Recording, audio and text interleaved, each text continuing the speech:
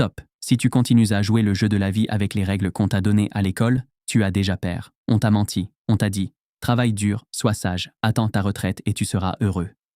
Résultat, 82% des gens détestent leur lundi, 76% vivent de paix en paix, et 91% regrettent leur choix sur leur lit de mort. Tu veux vraiment suivre ce script? La vérité, c'est que la vie n'est pas un jeu de hasard, c'est un jeu de stratégie. Et comme aux échecs, celui qui gagne n'est pas le plus fort. C'est celui qui comprend les 3 règles cachées.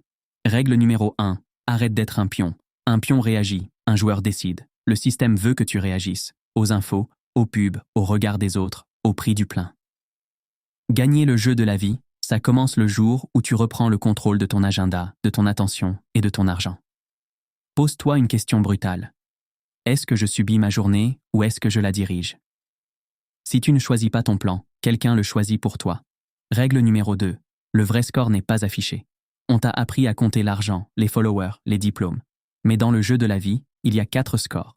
Argent, santé, relations, liberté. Tu peux être millionnaire et perdre si tu as 20 de tension et 0 amis. Les vrais gagnants optimisent les 4 en même temps. Chaque décision doit répondre à cette question. Est-ce que ça augmente au moins 2 de mes scores sans détruire les autres? Si la réponse est non, c'est un piège. Règle numéro 3. Les perdants échangent leur temps contre de l'argent. Les gagnants construisent des leviers. Le levier numéro 1, c'est les compétences rares. Le levier numéro 2, c'est le capital. Le levier numéro 3, c'est les gens. Le levier numéro 4, c'est le code et les médias. Tu n'as pas besoin d'être le meilleur. Tu as besoin d'être le seul qui combine 2 leviers que les autres ignorent. Exemple, un comptable qui sait parler en vidéo écrase 100 comptables meilleurs que lui. On t'a appris Pythagore, mais pas comment négocier ton salaire. On t'a appris les dates de la guerre de 100 ans, mais pas comment gérer 100 jours de crise.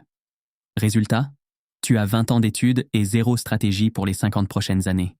Normal que tu aies l'impression de perdre. L'école t'a préparé à être un excellent employé. Personne ne t'a préparé à gagner le jeu de la vie. Règle numéro 4. Tu ne choisis pas le terrain, mais tu choisis où tu joues. Tu es né dans un pays, une famille, une époque. Ça, c'est ton terrain de départ. Les perdants passent leur vie à se plaindre du terrain. Les gagnants font 2 choses. D'abord, ils maîtrisent les règles de leur terrain actuel. Impôts, lois, culture. Ensuite, ils cherchent des terrains où leurs forces sont surpuissantes. Un nageur ne gagne pas dans le désert. Toi non plus. La question c'est, est-ce que je joue sur le bon terrain ou je m'entête sur le mauvais? Règle numéro 5. L'énergie bat le talent. Tu peux avoir le meilleur plan du monde. Si tu es vidé à 14 heures, tu perds. Le jeu de la vie se gagne avec 3 batteries. Batterie physique, sommeil, bouffe, mouvement. Batterie mentale, focus, clarté, 0 drama inutile. Batterie émotionnelle, entourage, mission, kiff. Les gens ordinaires brûlent leur batterie sur Netflix et les ragots. Les joueurs la protègent comme de l'or. Avant de te demander quoi faire, demande-toi, ai-je l'énergie pour le faire?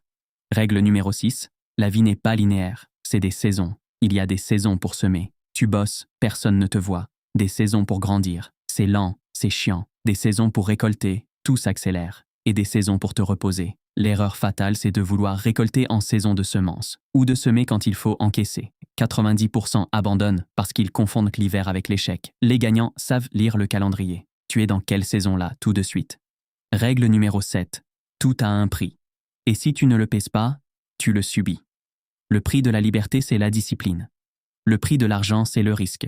Le prix du respect, c'est de savoir dire non. Le prix de la paix, c'est d'ignorer 95% des opinions. Tu veux gagner le jeu? Choisis ton prix. Parce que la vie te fera payer de toute façon. Autant choisir la facture. C'est là. Dans cet espace minuscule entre une impulsion et une action. C'est là que se joue 90% de ta vie. Pas dans les grands choix.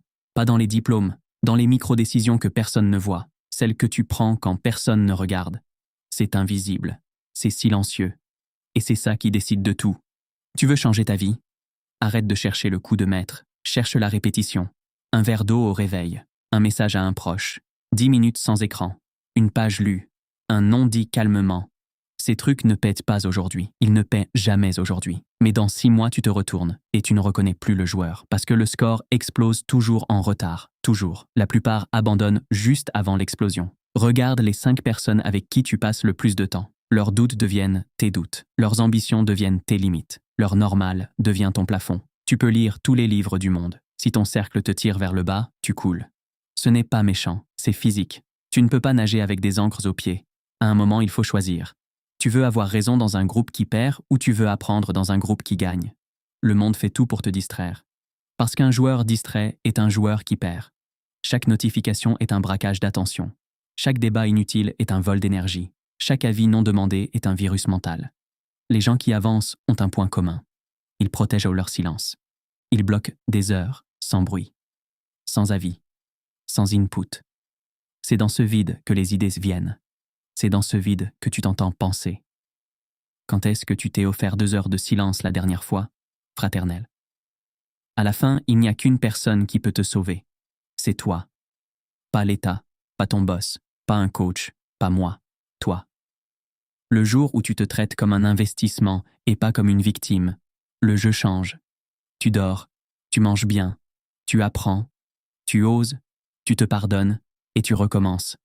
Parce que tu sais que ce pari-là, il est obligé de payer un jour. Alors la vraie question c'est simple. Tu mises sur toi ou tu passes ton tour. Si tu ne fais rien, tu recules. Ton corps vieillit, ton argent perd de la valeur, tes compétences se périment, tes relations s'érodent. Le monde n'attend pas que tu sois prêt, il avance. Et si toi tu restes immobile, l'écart se creuse chaque jour. Sans bruit, sans alarme. C'est la défaite silencieuse, celle qui fait le plus mal. Arrête de voir l'argent comme du papier. Vois-le comme un employé. Soit il travaille pour toi, soit tu travailles pour lui jusqu'à ta mort. Chaque euro que tu dépenses dit une chose. Je te donne mon temps de vie contre ça. Une pizza, 20 minutes de ta vie. Un iPhone, on a 3 semaines.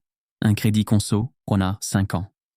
Quand tu vois l'argent comme ça, tu arrêtes d'acheter des trucs pour impressionner des gens que tu n'aimes pas. Tu commences à acheter du temps. Et le temps, c'est la seule monnaie du jeu que tu ne récupères jamais. Là où tu as mal, là où tu as honte, là où tu procrastines, c'est exactement là où tu dois aller. Ta peur est un GPS déguisé. Elle te dit, c'est important pour toi. Si tu avais 0 en jeu, tu n'aurais pas peur. Les gens fuient l'inconfort et s'étonnent de stagner. Ceux qui avancent courent vers lui. Pas parce qu'ils aiment souffrir, parce qu'ils savent que de l'autre côté, il y a le niveau suivant. Demande-toi ça. Qu'est-ce que j'évite depuis 6 mois et qui changerait tout si je le faisais demain matin? Tout le monde veut le résultat. Personne ne veut l'ennui. Pourtant, c'est dans l'ennui que ça se passe. Les heures sans caméra, sans like, sans validation. Quand tu répètes le geste, quand tu écris la page 40, quand tu passes le 100e appel. C'est chiant. C'est ingrat. C'est invisible.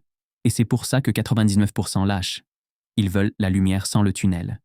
Le problème, c'est que le tunnel fabrique la personne capable de tenir la lumière. Si tu sautes le tunnel, la lumière te brûle. On meurt 2 fois. La première quand le cœur s'arrête. La deuxième quand plus personne ne prononce ton nom. La plupart des gens meurent de la deuxième mort à 30 ans. Ils deviennent un souvenir flou. Ah oui, lui. Gagner le jeu de la vie, ce n'est pas être célèbre. C'est impacter si fort qu'après ton départ, quelque chose continue de bouger grâce à toi. Une idée, un gosse, une entreprise, un texte. Alors pose-toi la question. Qu'est-ce qui va vivre quand tu ne seras plus là? Tu as déjà tout ce qu'il faut pour jouer ta partie. Vraiment. Commence petit demain matin. Une micro-victoire. Et reviens me dire ce que ça a changé pour toi. Je te lis.